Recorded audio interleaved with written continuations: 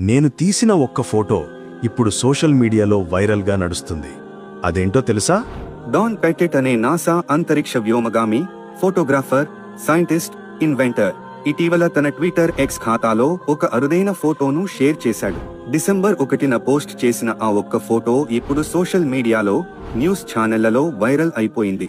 ఆ ఫోటో రాత్రి సమయంలో 400 కిలోమీటర్లు ఎత్తులో ఉన్న ఇంటర్నేషనల్ స్పేస్ స్టేషన్ ISS నుంచి తీసినది. ఇంతకీ ఆ ఫోటోలో ఏముంది అని అనుకుంటున్నారా? అయితే చూడండి. ఆ ఫోటో సౌదీ అరేబియా, మక్కా నగరం మధ్యలో ప్రకాశవంతంగా కనిపిస్తున్న పవిత్ర కాబా.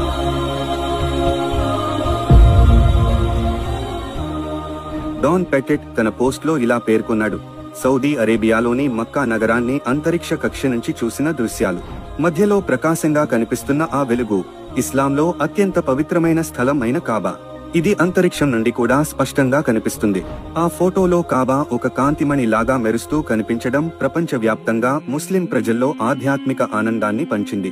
చాలా మంది కామెంట్స్ లో ఇలా రాశారు: అంతరిక్షం నుంచే మక్కా కాబా దైవిక జ్యోతిగా కనిపిస్తుంది, అల్హమ్దులిల్లా. ఇప్పుడు పవిత్రమైన కాబా గురించి ఖురాన్లో ఏముందో చూసినట్లయితే, అల్లాహ్ ఖురాన్లో స్పష్టంగా ఇలా తెలియజేశాడు: నిశ్చయంగా మానవ జాతి కొరకు మొట్టమొదట నియమించబడిన ఆరాధనా గృహం మక్కహ్లో ఉన్నదే.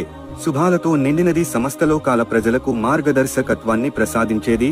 సూరా ఆల ఇమ్రాన్ 3:96. యా అల్లాహ్, పవిత్ర గృహమైన కాబాను సందర్శించే భాగ్యాన్ని మాకు ప్రసాదించు. ఆమెన్.